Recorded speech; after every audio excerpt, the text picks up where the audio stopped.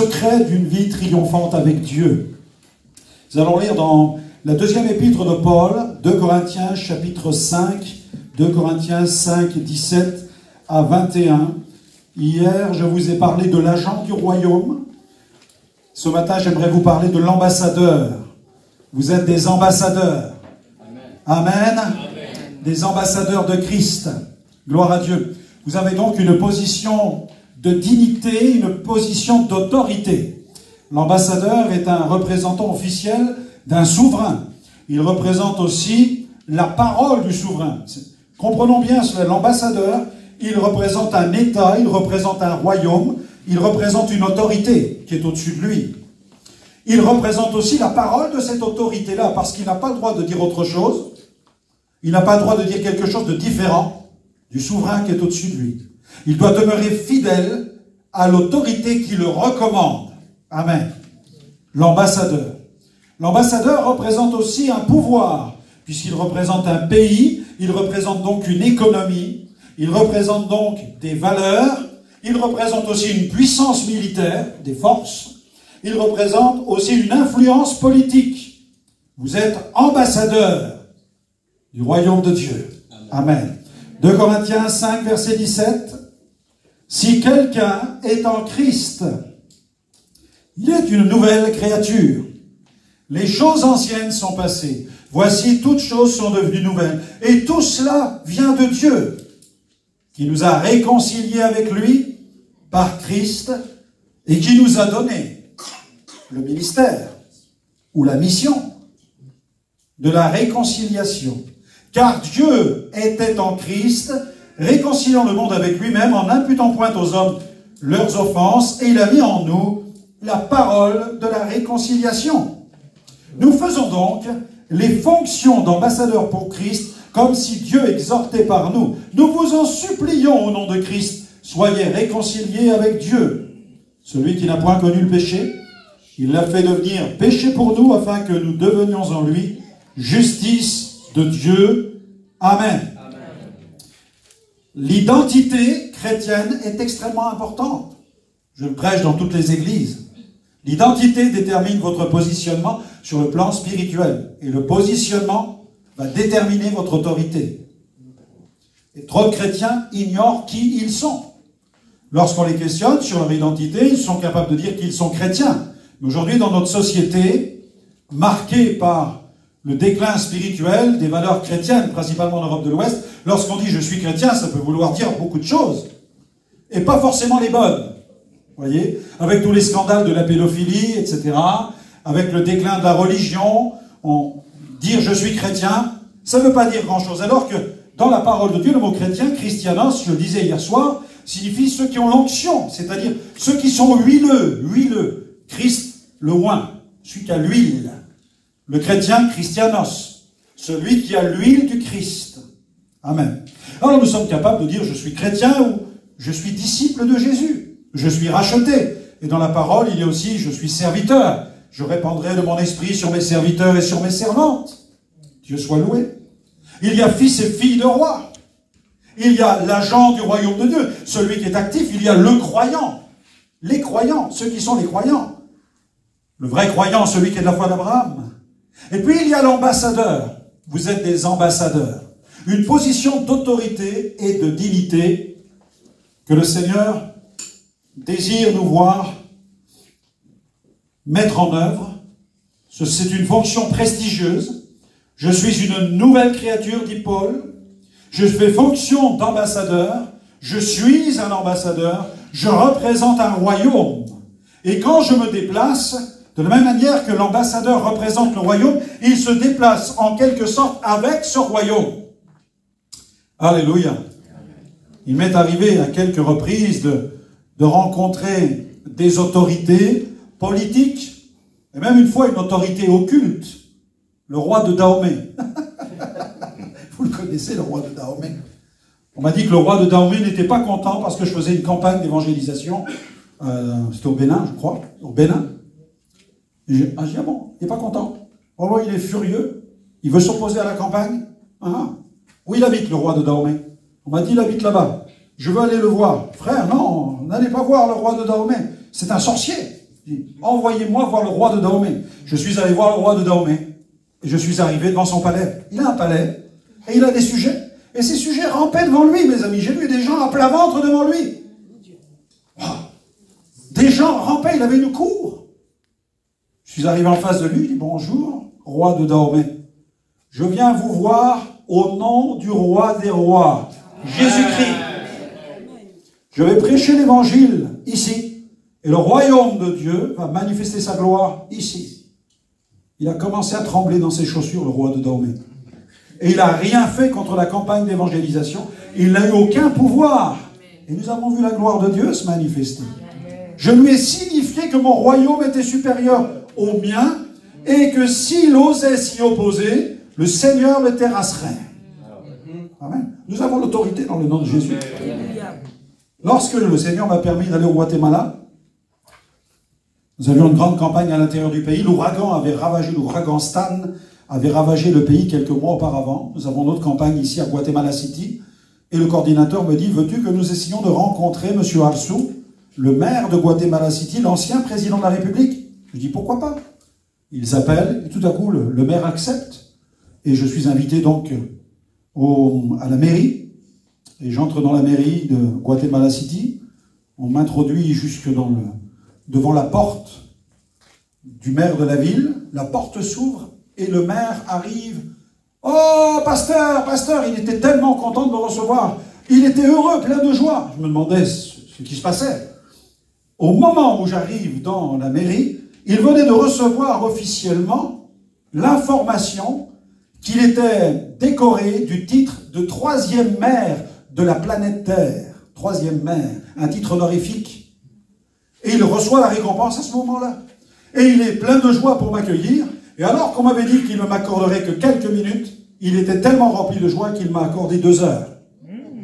2 heures dans son bureau, à lui annoncer l'évangile, à lui expliquer combien les églises évangéliques ont été une telle bénédiction pour son pays. Lorsque l'ouragan a tout dévasté, ce sont tous les chrétiens évangéliques qui se sont tenus la main, qui ont acheminé la nourriture, qui ont restauré les routes, restauré les ponts, qui ont fait tout ce qu'il fallait pour le bien de la nation. Comprenons l'importance. Nous sommes les ambassadeurs d'un royaume où nous manifestons les lois du royaume qui sont les lois de l'amour de Dieu. Amen. Dieu nous dit, tu aimeras le Seigneur, ton Dieu, toute ta force, toute ton âme, de toute ta pensée, et tu aimeras ton prochain comme toi-même. Quand le Seigneur nous a permis de prêcher l'évangile au Sri Lanka, dès le premier soir, je vous ai raconté l'histoire de la tempête hier soir. Comment le Seigneur nous a permis de triompher des éléments météo après une prophétie qui a annoncé la victoire sur les pluies torrentielles.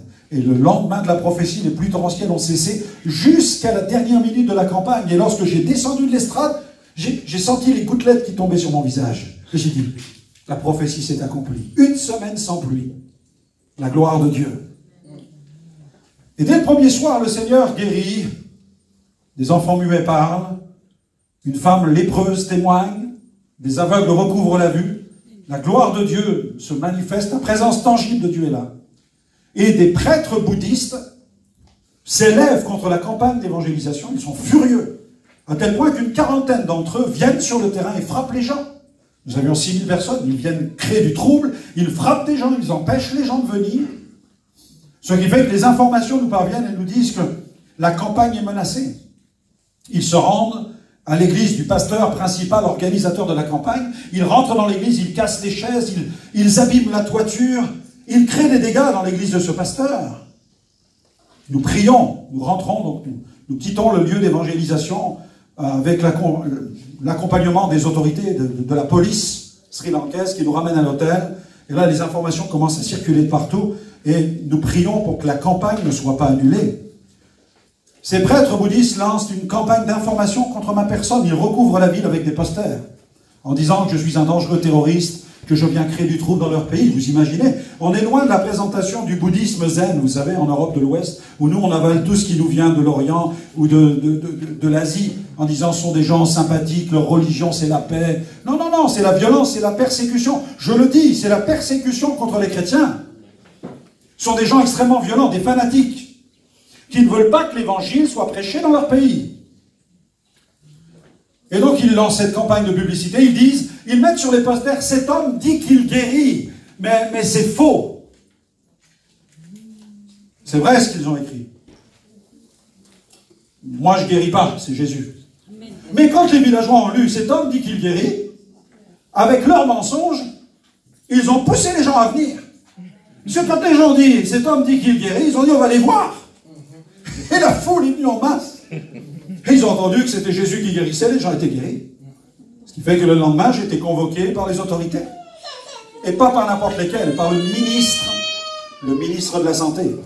Et quand on m'a dit que le ministre de la Santé venait me voir, dans mon cœur, j'ai chassé immédiatement cette crainte que le ministre nous accuse de produire de fausses guérisons. Je dis, Seigneur, garde-nous de ce piège.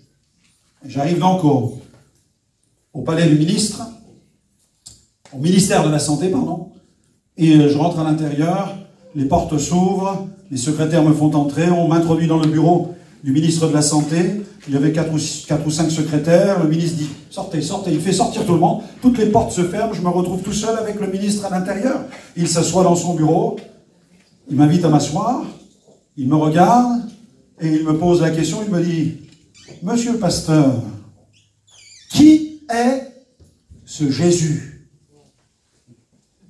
Je dis, pourquoi, monsieur le ministre, me posez-vous une telle question? Il me dit, nous avons mené l'enquête.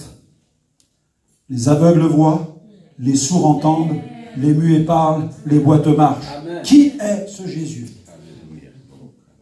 J'ai commencé à lui annoncer l'évangile. Jean 3,16, aussi simple que ça. Jean 3,16. Car Dieu a tant aimé le monde qu'il a donné son Fils unique afin que quiconque croit en lui ne périsse point, mais qu'il ait la vie éternelle. Il me dit, monsieur le pasteur, priez pour moi, afin que votre Jésus me protège. Je lui dis non. Comment? Je dis non. Pourquoi, pasteur? Je dis parce que mon Jésus n'est pas un gris-gris. Il ne protège pas. Il sauve de l'enfer et de la condamnation. Il me dit, priez pour moi. Il me dit, je suis bouddhiste. Je dis, alors il faut vous tourner vers Jésus-Christ. Tournez le dos au bouddhisme et vous tournez vers le Christ maintenant. Dans son bureau, il s'est repenti de ses péchés. Il s'est tourné vers Jésus. Amen. Il est devenu une nouvelle créature. Le royaume de Dieu est entré dans le bureau du ministre de la Santé de ce pays. Alléluia.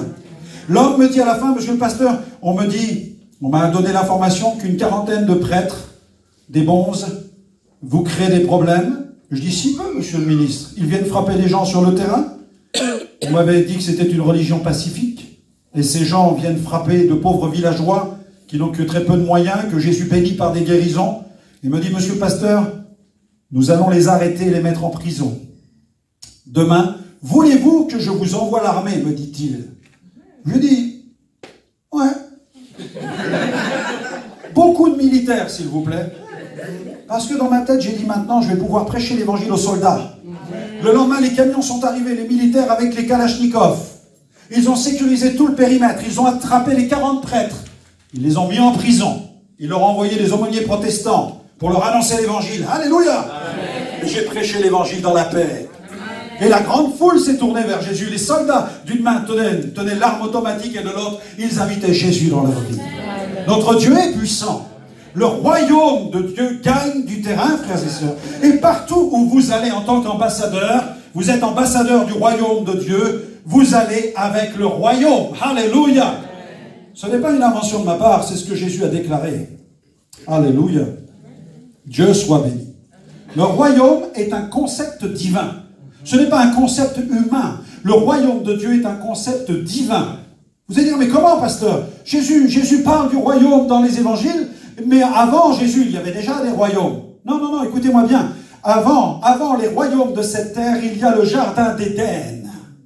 Et il y a la manifestation, la première expression du royaume de Dieu, une réalité inébranlable où Dieu a créé ce concept lorsqu'il établit son premier royaume en Éden, dans cet espace, dans ce domaine de pleine harmonie. Car la Bible dit que le royaume de Dieu, c'est la joie, c'est la paix, c'est la justice par le Saint-Esprit.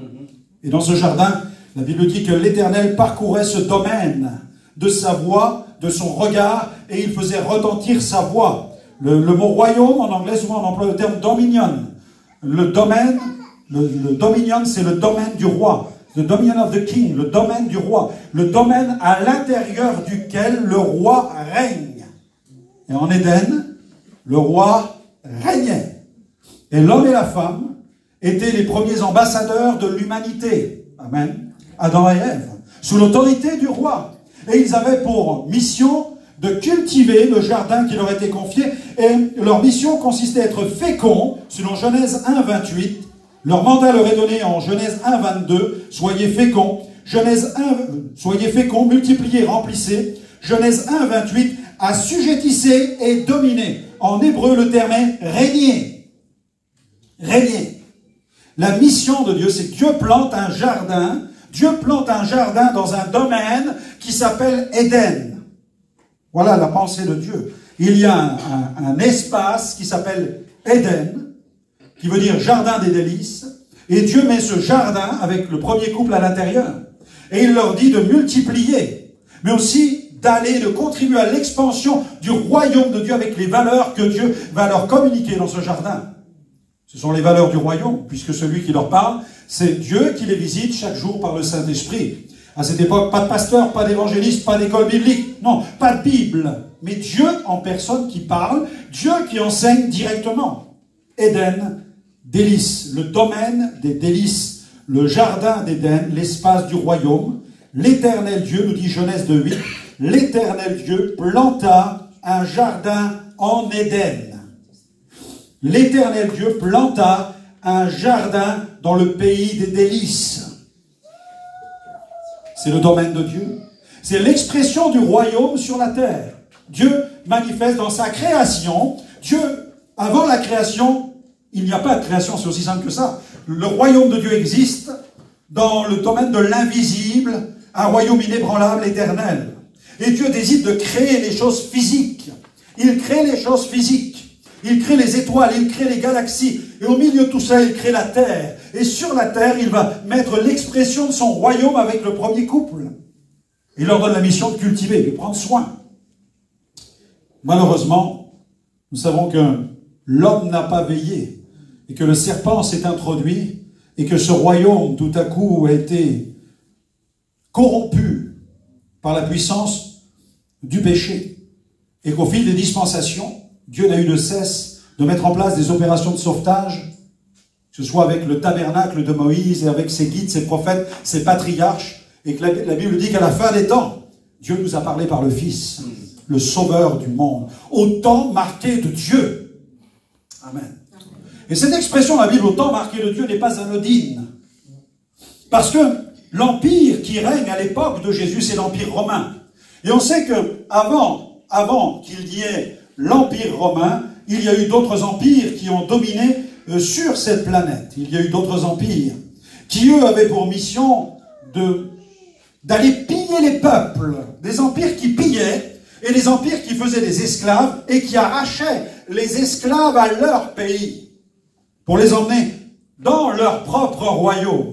Alors que l'Empire romain a fonctionné de façon tout à fait différente. Il a conquis le bassin méditerranéen et mis en place une loi, une philosophie de vie. C'était la Pax Romana. Il y avait donc les routes romaines, et lorsque Rome arrivait dans un endroit, cet endroit devenait Rome. C'est pourquoi il y avait donc des procurateurs, c'est pourquoi il y avait des législateurs comme Pilate qui était à la tête de la région. Et Pilate avait été mis en Israël parce qu'Israël devenait Rome. Israël devenait Rome. Le gouverneur en Israël devenait l'autorité suprême, c'était Pilate. C'est lui qui avait l'autorité. Il y avait le roi Hérode, mais le roi Hérode n'était plus qu'une marionnette, puisque Pilate avait autorité sur le roi Hérode. Et donc le royaume, l'empire romain, se développait. Dès qu'il arrivait quelque part, on dressait un temple en l'honneur de l'empereur, qui était élevé au rang de divinité. Les empereurs étaient considérés comme des divinités. On mettait les théâtres et on mettait les cirques pour divertir la population. Et on mettait les soldats. Et c'est pourquoi Jésus, dans la rue, prêche le royaume de Dieu, et les centurions romains croisent cet éberlué, cet énergumène. Il dit, mais qu'est-ce que c'est que ce gars-là qui prêche le royaume? Tu prêches? Non, laisse-le. C'est un fanatique. Ok. Parce que l'Empire de Rome avait autorité. Et Jésus vient et il enseigne ses disciples, il leur dit, allez, guérissez, délivrez, dites-leur, le royaume des cieux s'est approché de vous. Et là entre un véritable choc de royaume au travers du ministère de Jésus, car au temps marqué de Dieu, à une époque où le monde est capable de comprendre ce que c'est que le dominion, la domination, l'expansion d'un empire, Jésus vient prêcher le royaume de Dieu. Il ne l'a pas prêché avec d'autres royaumes. Mais Jésus arrive au temps marqué où c'est l'empire de Rome, qui est un empire en expansion perpétuelle. Puisque Rome cherche à gagner peuple après peuple, tribu après tribu. Et Jésus vient au temps marqué de Dieu, à cette époque où il y a l'empire de Rome, où dans l'esprit des gens, on peut comprendre ce que veut dire l'expansion d'un royaume. Et quand il dit à ses disciples, prêchez et dites-leur, le royaume des cieux est proche, il est en train de dire à ses disciples, notre royaume va se développer, va connaître une expansion plus grande que celle de l'empire romain. Comprenez la pensée de Dieu dans ce moment-là. Et c'est pourquoi il y a un choc de royaume, un choc avec le royaume religieux, un choc avec le royaume politique, un choc avec le royaume spirituel. Jésus se heurte aux démons en Israël. Un autre royaume, le royaume des ténèbres. Les démons crient, es-tu venu pour nous tourmenter avant le temps? Les démons tremblent, parce que Jésus prêche le royaume des cieux, et les démons ont peur d'être jetés dans l'abîme. Ils craignent, ils sont terrorisés à cette idée d'aller rejoindre tous ces démons qui sont retenus en captivité, qui seront relâchés au moment de la grande tentation qui va venir sur le monde, lorsque l'abîme sera ouvert et que les démons seront relâchés sur la planète. C'est quelque chose qui défie notre raison, hein, je le conçois. Il y a les démons en activité ici-bas aujourd'hui, il y a les démons dans les lieux célestes, il y a des démons qui sont retenus en prison pour l'instant, et qui un jour seront relâchés en grande quantité. Et on se dit pourquoi? Pourquoi y a-t-il un temps où Dieu va ouvrir cet abîme pour les laisser proliférer sur la terre? Eh bien parce que si Dieu l'avait fait avant, il n'y aurait plus de planète, tout simplement. Il y a un tiers des anges qui ont été déchus, qui ont suivi Satan dans sa révolte. Certains sont venus sur la terre, d'autres sont retenus en captivité, dans une prison préventive, et tous seront un jour jetés dans la prison définitive de la géhenne. Mais si tous ces démons opéraient sur la terre, ça serait la période de l'Antichrist en fait. Nous serions déjà dans une période de destruction générale sur la planète. Et Jésus vient en Israël, et il vient dans ce territoire où la loi de Moïse, les alliances ont été prêchées. Où Dieu, l'Éternel, Yahvé, Adonai, devrait être le roi et le maître de tout juif. Et pourtant, quand il arrive, en Israël, il y a des démons. Les démons tiennent des places. Et Jésus s'indigne devant le fait que les démons torturent, molestent les gens. Il y a l'histoire du gamin qui est possédé. Et les disciples ne parviennent pas à chasser le démon. Et Jésus commence à parler au papa. Il dit, mais depuis combien de temps est-ce que cela lui arrive? Depuis son enfance. Mais si tu peux quelque chose. Je lui dis, quoi? Tu es juif? Tu me poses cette question, comment toi qui es juif, qui a été enseigné dans la Torah, qui connaît la loi, les prophètes, comment toi qui es le peuple de l'Éternel, de l'Israël, comment as-tu pu permettre à ta famille de se laisser gangréner à tel point par le péché, par la corruption, au point qu'un démon a pris place dans la vie de ton fils? Viens au secours de mon incrédulité. Et Jésus a réprimé le démon. Quand le Père est revenu dans la foi, parce que la foi, c'est ce qui fixe les bornes du royaume de Dieu. Souvenez-vous de l'histoire de la femme à la perte de sang. Elle perdait son sang depuis 12 ans. Jésus est dans la foule, une femme s'approche, l'attrape par le bord du vêtement, une vertu sort de Jésus, guérit le corps de cette femme, alors qu'auparavant, un homme était venu vers Jésus, il s'appelle Jairus, et sa fille a 12 ans. Elle est en train de se mourir d'une maladie.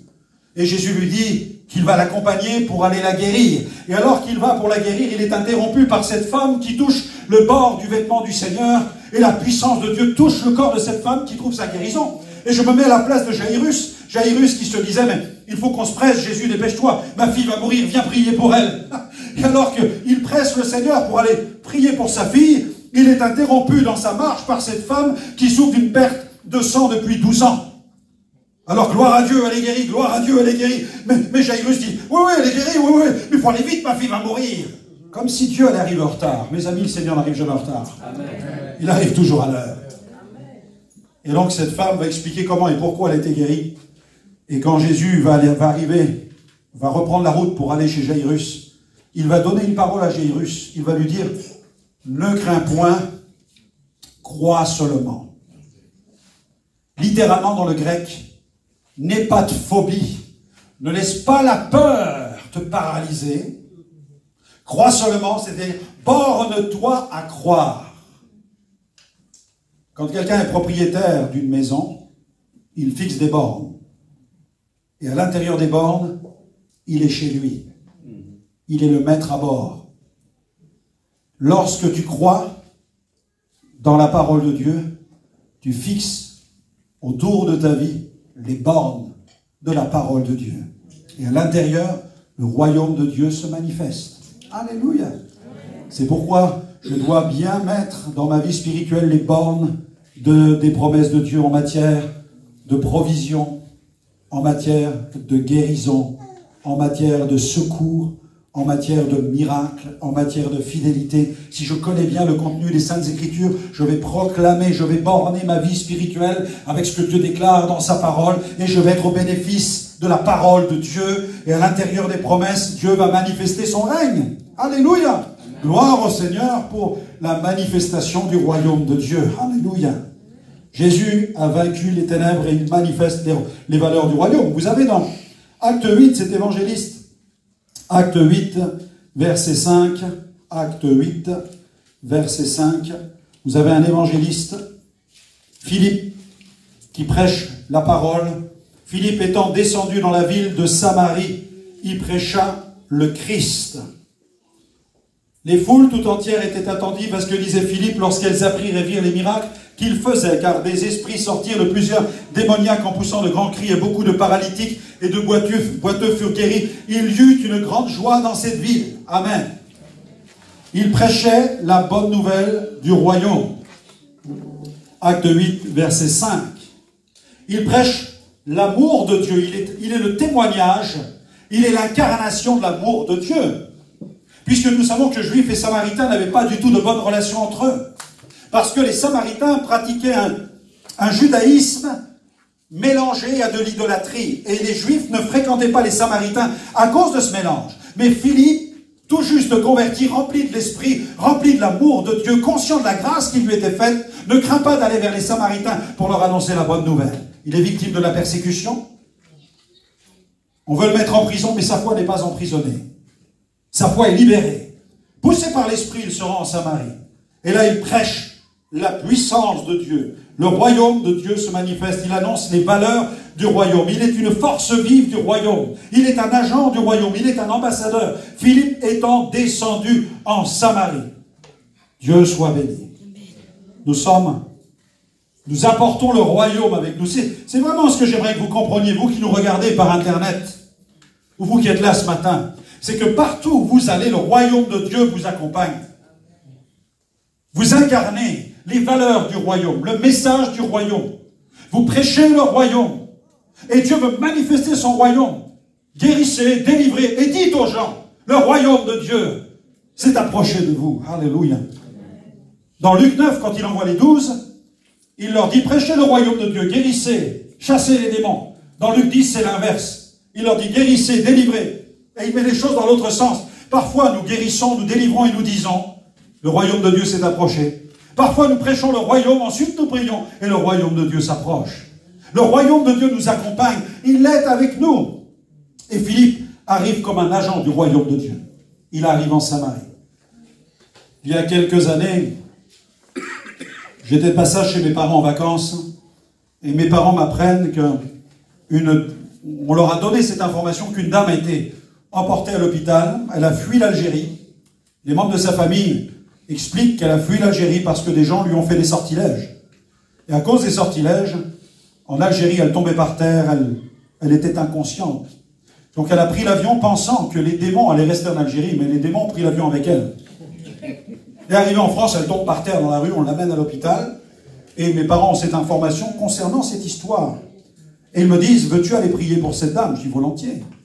Donc nous allons à l'hôpital, on trouve l'endroit où elle se trouve, J'ouvre la porte de la chambre, je demande à mes parents de rester à l'entrée de la porte, de prier. Je dis priez intérieurement, discrètement. Je ne sais pas ce qui va se passer dans la chambre.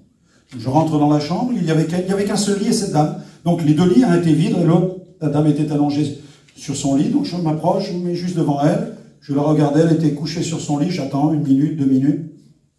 Je priais. Et là, elle ouvre les yeux. Elle me regarde. Je dis bonjour madame. Je m'appelle Franck Alexandre. Je vous salue au nom de Jésus. Et quand je dis ça, bon, les démons se manifestent. Et là, je prie qu'il n'y ait pas d'aide-soignant qui rentre à ce moment-là. Je dis Seigneur, garde-les, occupe-les ailleurs. Et là, la femme se manifeste. Pendant 1 ou 2 minutes, elle est agitée, les démons. Je leur commande de se taire. Je dis vous sortez sans faire de bruit. Allez-vous-en, sans faire de bruit. Allez-vous-en, allez-vous-en. Après 2 minutes, la femme rouvre les yeux, elle me regarde. Elle me dit qui êtes-vous? Je suis la même personne qui vous a parlé il y a 2 minutes. Je vous salue au nom de Jésus-Christ.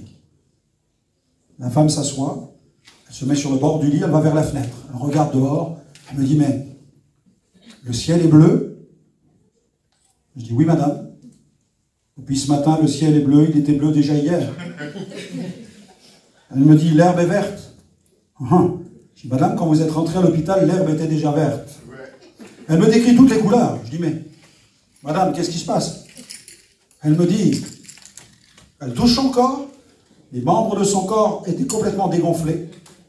Et elle me dit, mais ça fait des années que je voyais tout en noir et blanc. Maintenant, elle me dit, je vois tout en couleur. Elle avait été guérie au niveau de son problème visuel.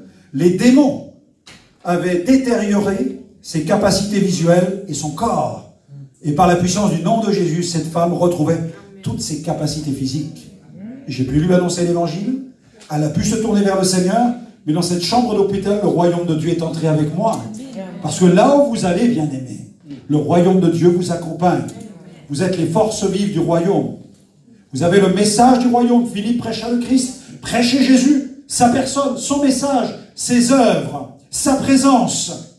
Prêchez les actes du royaume. Le salut, la délivrance, la guérison, le baptême dans le Saint-Esprit, la restauration des cœurs brisés, les signes, les miracles et les prodiges. Il y a quelques semaines, je recevais le courrier du pasteur Artemon du Burundi, où j'ai eu l'occasion de prêcher toute une semaine au mois de juillet. Il m'écrit, tu sais Franck, beaucoup de gens continuent de raconter leurs témoignages. On a eu 80 témoignages de guérison divine en public, des aveugles, des sourds, pas mal de choses magnifiques. Et il m'écrit quelques jours après, tu sais Franck, beaucoup de gens continuent de nous raconter leurs témoignages. Il y a beaucoup de guérisons. Dernièrement, quelqu'un m'a approché et m'a raconté comment il était guéri, car avant, il ne voyait presque plus. Il avait peur de devenir aveugle. Mais maintenant, il voit nettement, il voit très bien. Nous glorifions Dieu de vous avoir utilisé, et il dit, pour le royaume. Nous glorifions Dieu de ce qu'il vous a utilisé pour le royaume. Nous sommes appelés à contribuer à l'expansion du royaume. Je terminerai par ce point, avant de prier pour vous, dans Ésaïe 9. Regardez ce passage, Ésaïe 9. Nous allons prier que l'Esprit Saint nous équipe afin d'apporter partout où nous allons la bonne nouvelle du royaume. Dans Ésaïe 9, verset 5, c'est une prophétie concernant le Messie. Car un enfant nous est né, un fils nous est donné. La domination reposera sur son épaule. On l'appellera admirable, conseiller, Dieu puissant, Père éternel, prince de la paix. Donnez, alléluia, donnez à l'empire de l'accroissement et une paix sans fin au trône de David et à son royaume. L'affermir et le soutenir par le droit et par la justice dès maintenant et à toujours. Voici ce que fera le zèle de l'Éternel des armées. Et le zèle de l'Éternel des armées, c'est Jésus. Amen. C'est lui le zèle de l'Éternel des armées. Celui qui tient dans la main la clé de David. Vous savez que dans le passé, dans l'Antiquité, ceux qui avaient la clé de la porte de la ville, c'était des clés énormes qu'il fallait porter sur l'épaule. Mais Jésus, lui, porte la clé de David. Cette clé est celle qui ouvre et personne ne peut fermer. Celle qui ferme et personne ne peut ouvrir. Cette clé nous ouvre la porte de la bénédiction. Les portes du séjour des morts ne prévaudront point sur vous. Cette clé, c'est la croix que Jésus a accepté de porter sur son épaule. Et cette croix nous donne la victoire sur les ténèbres, sur la maladie, sur la puissance du péché. Alléluia! Donnez à l'empire de l'accroissement maintenant. Vous êtes des nouvelles créatures. Amen. Vous êtes citoyens des cieux, ambassadeurs du royaume de Dieu. Et partout où vous allez, le royaume vous accompagne. Imposez les mains aux malades et guérissez-les. Chassez les démons dépossédés, délivrez-les. Prêchez le message du salut. Amenez-les à la conversion en Jésus-Christ. Contribuez à l'expansion du royaume. Savez-vous que cet univers ne cesse de se développer par expansion, à l'infini, à l'infini. Le royaume de Dieu se développe aussi d'une telle expansion dans la vie d'une multitude. Quel que soit le lieu où vous vous trouvez sur cette planète, vous qui suivez cette émission, peut-être même vous vous trouvez dans un pays où on a fermé votre église, où on vous empêche d'avoir la Bible. J'aimerais vous dire que le royaume de Dieu est un royaume que nul ne peut empêcher. Amen. Personne ne peut empêcher ce royaume de se développer. L'Empire de Rome n'existe plus. Le royaume de Dieu est éternel, nous dit la parole de Dieu. Il se manifeste dans le monde physique, parce que Jésus est roi sur la terre. Mais il se manifeste aussi dans les régions inférieures. Jésus est roi sous la terre. La Bible dit qu'il est roi sous la terre, sur la terre et dans les cieux. Et que tout genou fléchira, toute langue confessera que Jésus-Christ est Seigneur et que le Père a mis sous ses pieds tous nos ennemis, quels qu'ils soient. Il est roi et il revient bientôt. Et nous sommes les ambassadeurs de ce royaume. Alléluia. J'aimerais qu'on puisse terminer cette phase du culte par un temps où nous allons vraiment prier pour votre équipement surnaturel. Amen.